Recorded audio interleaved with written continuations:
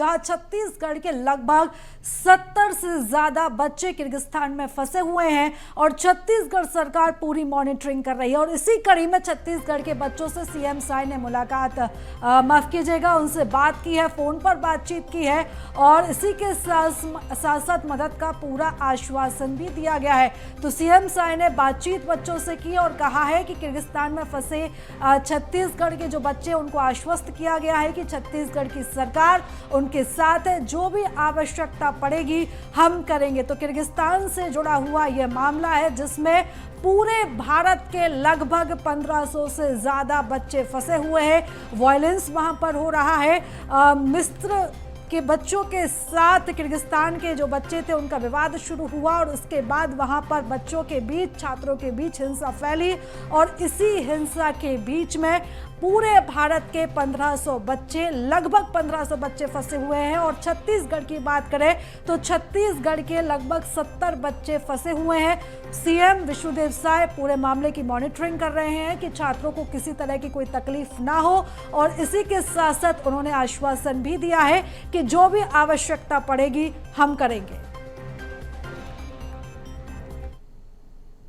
जो छत्तीसगढ़ के बच्चे किर्गिस्तान में अभी मुसीबत में हैं, उनके साथ बात की है और उनको आश्वस्त किया है कि कोई चिंता की बात नहीं है, छत्तीसगढ़ की सरकार उनके साथ है और कोई भी मदद की आवश्यकता पड़ेगी तो मदद करेंगे।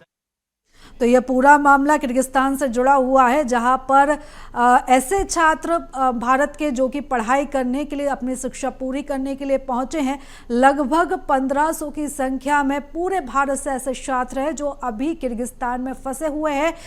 एक ऐसा इलाका है जहां पर ये छात्र पढ़ाई कर रहे थे, कॉलेजेस में उनका एडमिशन था, वहां पर विवाद हुआ है छात्रों के बीच में और हिंसा भड़की है उस इलाके में। तो एहतियात के तौर पर वहाँ की सरकार भी ज़रूरी कदम उठा रही है, लेकिन खास तौर पर जो भारत के बच्चे हैं वो अब न्याय की और मदद की गुहार भी लगा रहे हैं। और अगर बात छत्तीसगढ़ की जाए तो लगभग 70 बच्चे ऐसे हैं जो छत्तीसगढ़ के हैं, जो किर्गिस्तान में रहकर पढ़ाई कर रहे थे, पढ़ाई के उद्देश्य से वो किर्गिस्तान गए थे और ऐसे में जब विवाद वहाँ पर भड़का है तो अब ऐसे बच्चों को वापस इंडिया लाने की, वापस उनको छत्तीसगढ़ लाने की जद्दोजहद जारी है। हालांकि अगर सरकार की बात की जाए, छत्तीसगढ़ सरकार पूरी मॉनिटरिंग कर रही है और ऐसे बच्चों के सतत संपर्क में भी है, वहां की अपडेट लेने की भी कोशिश कर रही है कि वहां पर ऐसे छात्र जो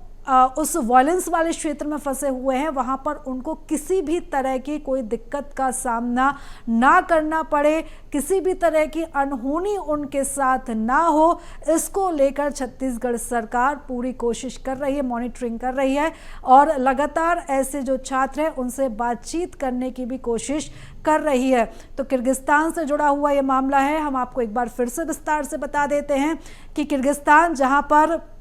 मिस्र की जो छात्राएं थी उनके साथ छेड़छाड़ हुई थी और उसके बाद जो स्थानीय छात्र थे उन्होंने हंगामा शुरू कर दिया था और इसके बाद यहाँ पर काफ़ी जो वायलेंस था वो भड़का था और ख़ास तौर पर जो भारत बांग्लादेश के रहने वाले छात्र हैं उनको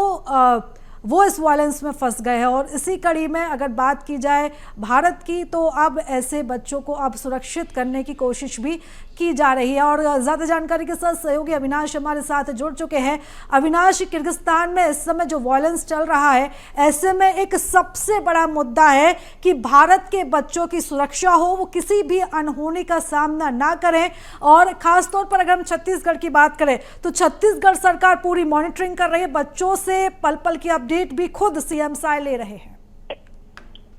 देखिए, ये 17 मई की घटना है जिसके बाद से जो है सरकार लगातार किर्गिस्तान पर नजर बनाई हुई है, क्योंकि किर्गिस्तान में मेडिकल के पढ़ने वाले कई छात्र भारतीय मूल के हैं, जिसमें छत्तीसगढ़ के भी कई छात्र छात्राएं वहां पर हॉस्टल में रहकर जो है पढ़ाई करती हैं। तो जिस तरह से किर्गिस्तान में जो मामला हुआ है, जहां पर भगदड़ मची है और जहां पर विवाद हुआ है, विवाद के बाद जो है वहां पे किर्गिस्तान के जो लोकल स्टूडेंट्स हैं उन्होंने वो हॉस्टल में घुसकर जो है जो दूसरे मुल्क के जो छात्र छात्राएं हैं, चाहे वो भारतीय हो, चाहे वो पाकिस्तानी हो, चाहे वो बांग्लादेश के हो, उनके साथ मारपीट का ये मामला सामने आया था। कई लोग गंभीर रूप से घायल भी हुए थे। इसके साथ ही जो छात्राएं हैं जो उनके साथ भी बदसलूकी की गई थी। तो ये मामला पूरा 17 मई का है, जिसके बाद से जो है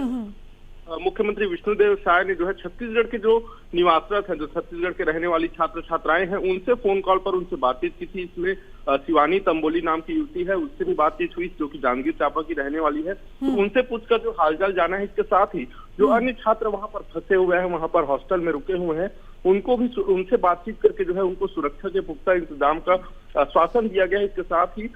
कई ऐसे फोन नंबर दिए गए हैं जिसमें व्हाट्सएप कॉल के माध्यम से वो बच्चे किसी भी आपात की स्थिति में छत्तीसगढ़ सरकार से सीधे चर्चा कर सकते हैं या फिर अविनाश, क्या जो बच्चे फंसे हुए हैं जिनसे बात भी मुख्यमंत्री ने की है, उनको क्या छत्तीसगढ़ वापस लाने की कोशिश की जाएगी या फिर वहीं पर किर्गिस्तान में उनको सुरक्षा मुहैया कराई जाएगी?